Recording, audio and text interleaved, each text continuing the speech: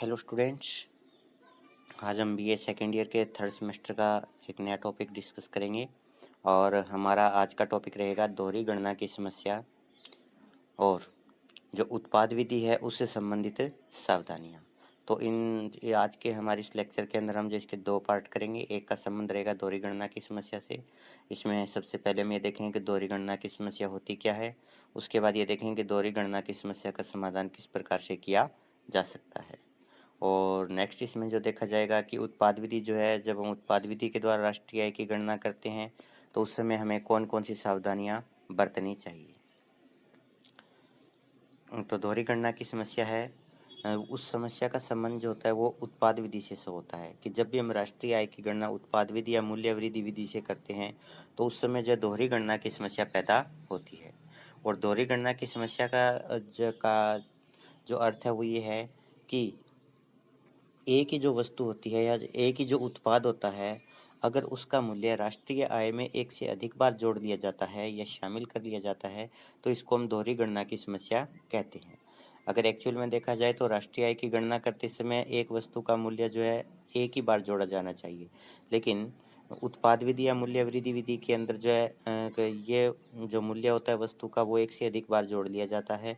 तो इसके कारण जो है वास्तविक आय जो होती है, राष्ट्रीय आय जो होती है, उससे जो है कई गुना अधिक हमारी जो है कैलकुलेशन हो जाती है, यानी राष्ट्रीय आय जो होती है वास्तविक आय से कई गुना अधिक हो जाती है। तो इस समस्या को हम जो है दोहरी गणना की समस्या कहते हैं। यहाँ जो है ये एक बात क्लियर करनी जरूरी है कि जब हम राष्ट्रीय आय की गणना करते हैं तो राष्ट्रीय आय के अंदर केवल अंतिम वस्तुओं और सेवाओं का मूल्य शामिल किया जाता है। किंतु कई बार जो है दोहरी गणना की समस्या पैदा होने के पीछे कारण ये होता है कि एक उत्पादक जब अपनी वस्तु बेचता है तो ये सोचता है कि ये जो अंतिम वस्तु है, क्योंकि उसके लिए तो अंतिम वस्तु होती है, लेकिन आगे वो जिसको बेचता है, जो उसको खरीदता है, वो जो है उस वस्तु का मध्यवर्ती वस्तु के रूप में प्रयोग करता है। तो जब वो मध्यवर्ती वस्तु के रूप में प्रयोग करता है तो उससे वो अंतिम वस्तु बनाता है। उस अंतिम वस्तु के अंदर जो उस मध्यवर्ती वस्तु का मूल्य शामिल होता है, तो वो भी अपनी अंतिम वस्तु के अंदर उसके मूल्य को दिखाएगा। पहले जिस प्रोड्यूसर ने बेची थी वो भी जो राष्ट्रीय आय के अंदर अपनी वस्तु को अंतिम मान करके जो उसकी कैलकुलेशन करता है। तो इस प्रकार जो वस्तुएं जो होती है उनका मूल्य जो कई बार एक से अधिक बार राष्ट्रीय आय में जुट जाता है, जिसके कारण ये दोहरी गणना की समस्या पैदा होती है। यहाँ पर हम एक एग्जाम्पल देखते हैं कि किस प्रकार से जो है दोहरी गणना की समस्या पैदा होती है। सबसे पहले जो है वस्तु पैदा करने वाले उद्यमी यहाँ पर दे रखे हैं। किसान है, आटा मिल है, बेकर है, दुकानदार है। अब दूसरी तरफ अगर हम देखें तो उत्पाद का मूल्य है, मध्यवर्ती उपभोग का मूल्य है और मूल्य वृद्धि है। अब यहाँ किसान ने जो है 600 रुपये की गेहूं का उत्पादन किया। अब 600 रुपये की जब गेहूं का उत्पादन किया तो उसने मध्यवर्ती उपभोग के रूप में जो खर्चा है वो 200 रुपये आया। अब किसान क्या करेगा, इस गेहूं को यानी 600 रुपये की गेहूं को आटा मिल वाले को बेच देगा। आटा मिल वाला उस गेहूं से आटा बनाएगा और वो आटा जो 800 रुपये में बेचेगा।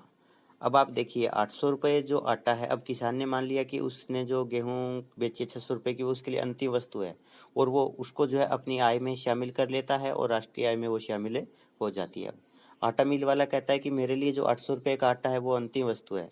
अब देखिए एक बार किसान ने जो है गेहूं का मूल्य शामिल कर लिया, दूसरी बार आटा जो है उसके अंदर जो है गेहूं का मूल्य शामिल है। अब उसने आटा जो है बेकर को बेचा 800 रुपये में। बेकर ने जो है बिस्किट बनाए और बिस्किट बेच दिए। अब आप देखिए जब वो 1000 रुपये के बिस्किट बेचता है बेकर, तो उसमें 600 रुपये की गेहूं का मूल्य दो बार शामिल है। एक बार किसान ने अंतिम वस्तु मान करके उसको बेच दिया, दूसरी बार आटा मिल वाले ने आटे को अंतिम वस्तु मान करके बेच दिया और तीसरी बार जो है बेकर जो है बिस्किट बनाता है, बिस्किट को अंतिम वस्तु मान करके दुकानदार को बेच देता है। इसी प्रकार से दुकानदार जो है बिस्किट 1200 रुपये में बेच देता है। तो अब 1200 रुपये के अंदर जो है गेहूं का मूल्य भी शामिल है, आटे के मूल्य के अंदर जो वृद्धि की गई थी वो भी शामिल है और जो बेकर का बिस्किट बनाए थे उसका मूल्य तो शामिल है ही है। तो यहाँ पर आप देखिए गेहूं का मूल्य जो 3 बार शामिल हो जाता है। एक बार आटा मिल वाला शामिल कर लेता है, एक बार बेकर शामिल कर लेता है और एक बार दुकानदार शामिल कर लेता है। तो इस प्रकार जो है आय वास्तव में जितना प्रोडक्शन हुआ गेहूं का प्रोडक्शन तो 600 का ही हुआ था, लेकिन यहाँ 3 बार शामिल कर ली जाती है। इसी प्रकार से जो आटे का मूल्य है वो 2 बार शामिल हो जाता है। तो इस प्रकार अंतिम वस्तुएं जो होती है उनके बारे में क्लियर दृष्टिकोण ना होने के कारण, क्योंकि प्रत्येक प्रोड्यूसर ये सोचता है कि उसके लिए तो अंतिम ही वस्तु है, इसलिए मैं इसको राष्ट्रीय आय में शामिल करवाऊंगा, लेकिन एक्चुअल में वो अंतिम वस्तु ना होकर के मध्यवर्ती वस्तु होती है। और जो अंतिम वस्तु होती है उसमें मध्यवर्ती वस्तु का मूल्य शामिल होता है। जैसे आटा जो है अंतिम वस्तु है, तो यहाँ गेहूं मध्यवर्ती वस्तु उसका मूल्य शामिल है। बेकर के लिए जो है बिस्किट अंतिम वस्तु है, लेकिन इस बिस्किट के अंदर जो आटे है वो मध्यवर्ती वस्तु है, तो आटे का मूल्य इसमें शामिल है। तो इस प्रकार से हम देखते हैं कि दोहरी गणना की समस्या उस समय पैदा होती है जब एक से अधिक बार जो है किसी वस्तु के मूल्य को राष्ट्रीय आय में शामिल कर लिया जाता है। तो यहाँ गेहूं के मूल्य को 3 बार शामिल करते हैं और आटे के मूल्य को 2 बार शामिल करते हैं, तो इससे वास्तविक उत्पादन से जो है उत्पादन अधिक दिखाई देने लगता है। तो इस समस्या का समाधान कैसे होगा वो हम आगे देखेंगे।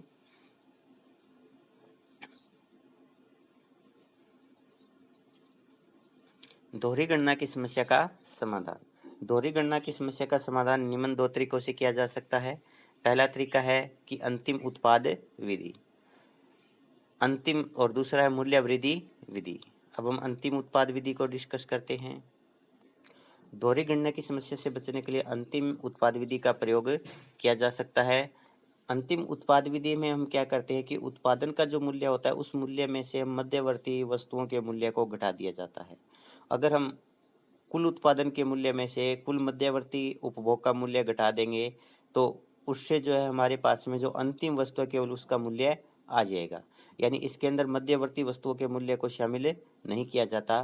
तो इसके कारण जो है जो वस्तुएं जो है बार बार मध्यवर्ती वस्तुओं के रूप में राष्ट्रीय आय में शामिल हो रही थी, अब उनका मूल्य राष्ट्रीय आय में शामिल नहीं किया जाता, क्योंकि पीछे हमने देखा था गेहूं जो है 3 बार शामिल हुई थी, और 3 बार शामिल होने के पीछे वजह थी कि 3 बार जो वो मध्यवर्ती वस्तु के रूप में प्रयोग की गई। तो यहाँ पर हम जो मध्यवर्ती वस्तुओं के मूल्य को शामिल नहीं करते।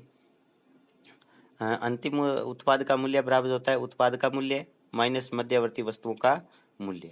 और पीछे वाले अगर आप एग्जाम्पल में देखें तो उत्पाद का मूल्य, अंतिम उत्पाद का मूल्य निकालने के लिए कुल उत्पाद का मूल्य 3600 रुपये था और कुल मध्यवर्ती उपभोग जो है वो 2600 रुपये था।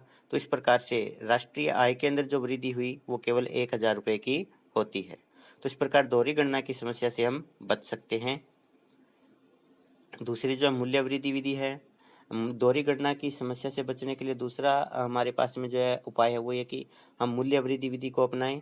और मूल्य वृद्धि के विधि के अंदर हम क्या करते हैं कि इसमें उत्पादन के प्रत्येक स्तर पर हुई मूल्य वृद्धि को शामिल किया जाता है।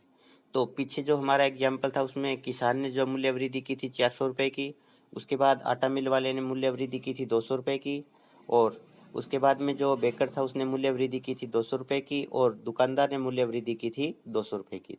इस प्रकार अगर इन चारों को हम वो जोड़ ले, यानी उत्पादन के प्रत्येक स्तर पर जो मूल्य वृद्धि हो रही है अगर हम उसको जोड़ दें तो हमारे पास में राष्ट्रीय आय या जो उत्पाद का मूल्य है वो आ जाता है। तो इस प्रकार से इन दोनों विधियों को अपना करके हम दोहरी गणना की समस्या से बच सकते हैं। अब हमारा जो है दूसरा पार्ट शुरू होता है कि उत्पाद विधि या मूल्य वृद्धि का प्रयोग करते समय हमें किन किन सावधानियों का प्रयोग करना चाहिए। तो सबसे पहले पुरानी वस्तुओं की बिक्री को राष्ट्रीय आय में शामिल नहीं किया जाना चाहिए, क्योंकि ये जिस साल पैदा की गई थी, जिस साल इनका उत्पादन हुआ था उस साल इनको राष्ट्रीय आय में शामिल कर लिया गया था।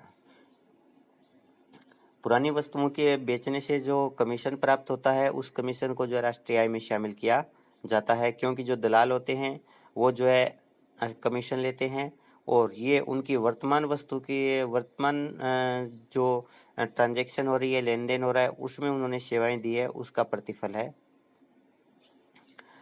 सब उपभोग के लिए जो उत्पादन किया जाता है उसका मूल्य भी राष्ट्रीय आय में शामिल किया जाता है, और ये मान करके कि जितना उन्होंने सब उपभोग के लिए उत्पादन रखा है वो मूल्य वृद्धि जो है राष्ट्रीय आय का ही हिस्सा है। तो जितने का उपभोग वो स्वयं करते हैं उतने की मूल्य वृद्धि राष्ट्रीय आय में शामिल कर ली जाती है। मध्यवर्ती वस्तुओं के मूल्य को राष्ट्रीय आय में शामिल नहीं किया जाता, क्योंकि मध्यवर्ती वस्तु जो होती है उनका मूल्य ऑटोमेटिक अंतिम वस्तु के मूल्य में शामिल होता है। स्वयं के मकानों में जो रह रहे लोग होते हैं उन मकानों का जो आरोपित किराया है वो राष्ट्रीय आय में शामिल कर लिया जाता है, क्योंकि जितना किराया अगर वो उस मकान को दूसरों को किराए पर देते तो जितना उनको किराया मिलता है उतने के बराबर मूल्य वृद्धि मानी जाती है। स्वउपभोग की सेवाओं के मूल्य को राष्ट्रीय आय में शामिल नहीं किया जाता, क्योंकि इनकी जो है गणना करना काफी मुश्किल होता है। सरकारी क्षेत्र में जो मूल्य वृद्धि होती है, कर्मचारियों को जो पारिश्रमिक दिया जाता है उस पारिश्रमिक के बराबर होती है। तो कर्मचारियों के पारिश्रमिक को जो है सरकारी क्षेत्र की मूल्य वृद्धि मान करके उसको राष्ट्रीय आय में शामिल कर लिया जाता है। विभिन्न उद्यमों द्वारा अपने प्रयोग में जिन पूंजीगत वस्तुओं का प्रयोग किया जाता है उनके मूल्य को भी राष्ट्रीय आय में शामिल कर लिया जाता है। जैसे कोई फैक्ट्री है, वो मशीन बना रही है और उसने एक मशीन जो है खुद के ही फैक्ट्री के अंदर दोबारा से इंस्टॉल कर ली, तो जो मूल्य वृद्धि जो ये वस्तु है ये सब उपभोग पूंजीगत वस्तु होगी, तो इसका मूल्य जो राष्ट्रीय आय में शामिल किया जाएगा। इसके साथ अपना ये आज का जो टॉपिक है वो समाप्त होता है। Thank you.